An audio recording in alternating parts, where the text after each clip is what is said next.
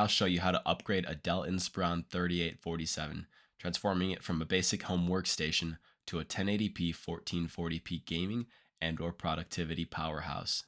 For a parts list, please see the description below. I hope you enjoy the video.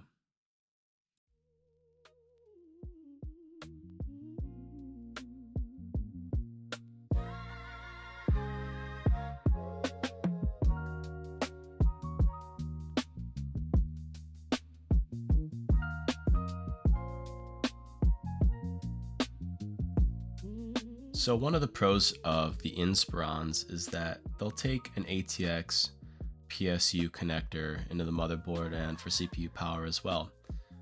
So it's pretty plug and play. You just have to make sure that the dimensions of the PSU don't exceed the case limits. So in this case, I'm using a CX750M Corsair power supply. You can find them pretty cheaply, 30 to 40 bucks online, and the connectors work perfectly.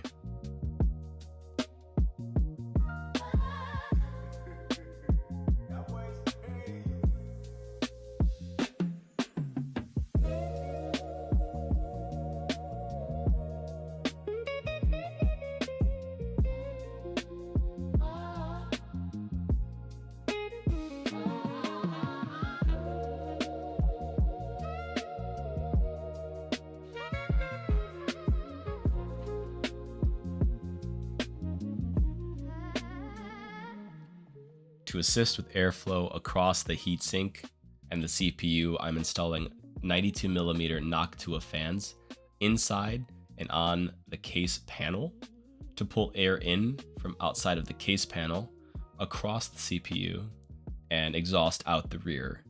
So just be careful with your fan directions here, but this should improve temps over the stock fans that you can see me removing here.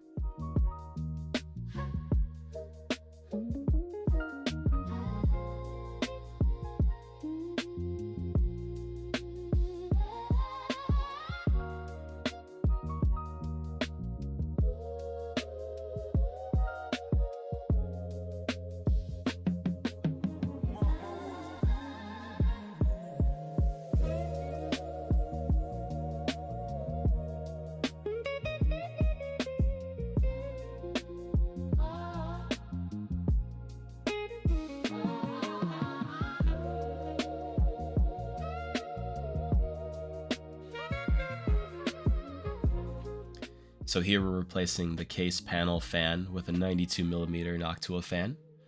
Zip ties go a long way here and work perfectly.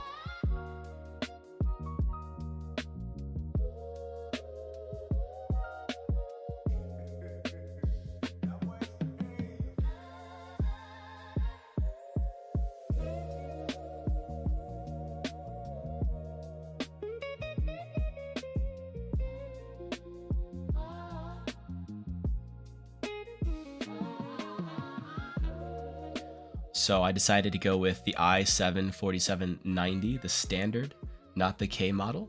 The K does not allow for hyperthreading, but the non-K model does support hyperthreading. So those virtual threads are definitely beneficial in a lot of games that tend to be CPU heavy, like Battlefield, as you'll see in some of the benchmarks in the next video. But overall, it's a great CPU.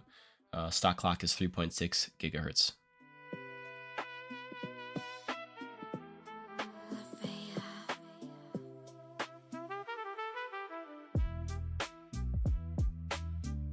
So this is actually not the stock CPU heatsink. This is actually one of the upgraded models that tend to go on the Alienware boards. However, it's one of the only heatsinks that fit this specific board, since Dell tends to be proprietary. As far as I'm aware, there aren't any aftermarket heatsinks that do fit this board. I've tried, and it's not been successful in the past, so for right now, this works perfectly.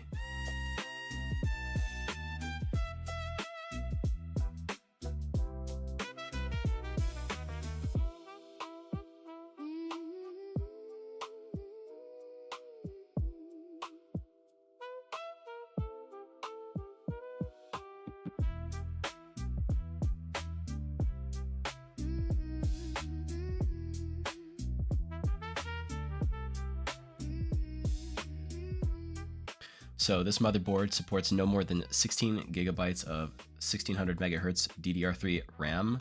It's a non-ECC. It will not go above, so this is the max that we can possibly do and get out of this board. But this is pretty cheap RAM. I paid about $40 for 16 gigabytes. It's the beauty of DDR3.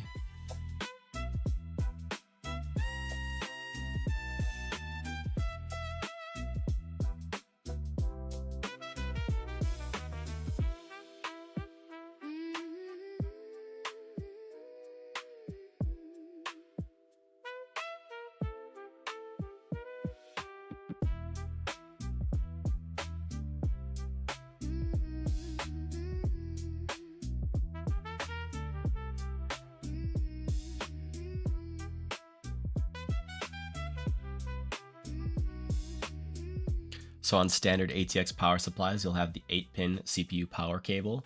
That splits off into two 4-pin cables. One, which fits here. The other side will not. It's typically the right side from what I've seen. So be careful that you're plugging the right cable into the CPU power on the motherboard.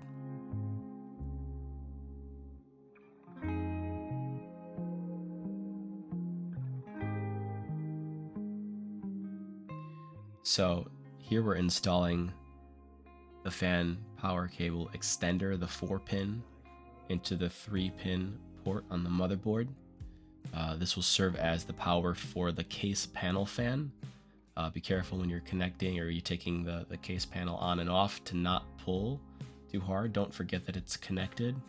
Otherwise, you may damage components inside the computer.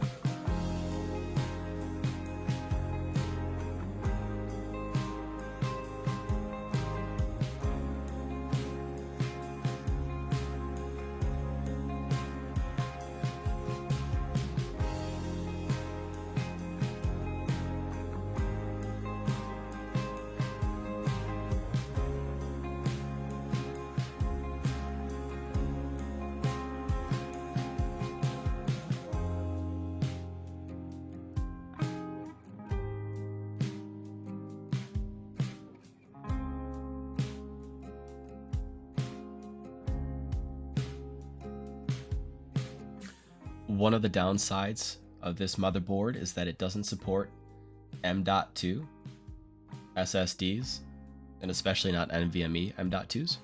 So you're stuck with SSD speeds.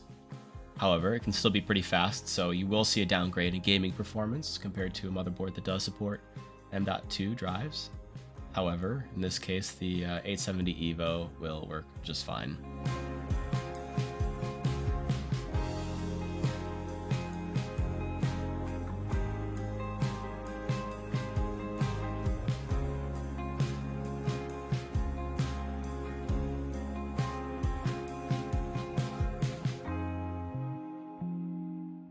So here we're upgrading the storage space. We're using the 5.25 inch drive bay, installing a 2.5 inch to 3.5 inch tray into the 5.25 inch tray, and then installing an SSD into that so that SATA power and connection will reach easily, and there won't be any strain on cables, and we can extend to the CD-ROM pretty easily, as you'll see shortly. Tears in heaven.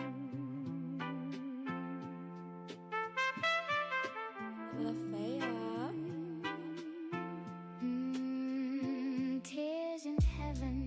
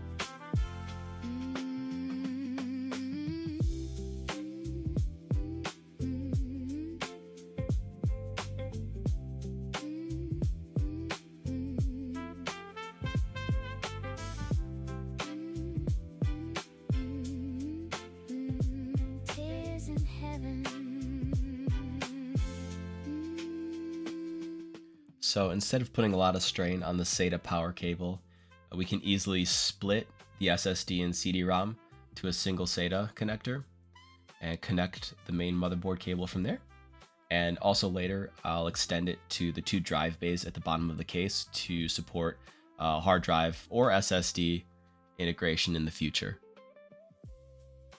So here I'm actually connecting the SATA data connection to the motherboard from the SSD. Later I'll do it to the CD-ROM. You will, with the GPU installed, lose 2 SATA connectors on the motherboard. You'll have the lower 2 available, which are the most important in this case. To circumvent that, you can always install a PCIe to SATA adapter above the graphics card.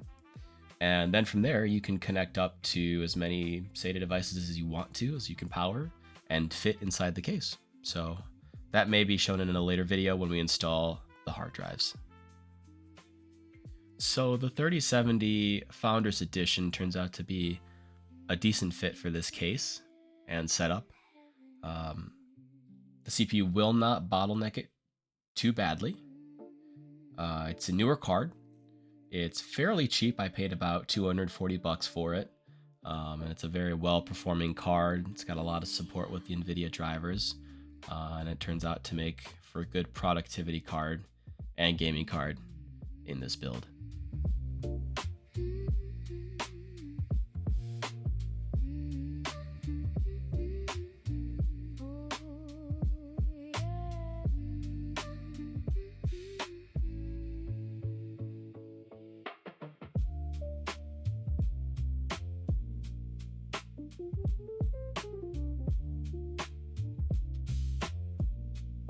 So the system had a successful first boot. Next step is to install Windows 11 on it and get some basic benchmarks done, some stability tests. And then from there, you can do whatever you want with it, really. The parts list will be in the description below, so keep an eye out for that. I will have a video coming up on how to install hard drives, get that PCIe to SATA adapter installed and everything working smoothly so you can do some home storage or whatever you want to do with Linux. But keep an eye out for that video because it'll be coming soon. Thanks for watching.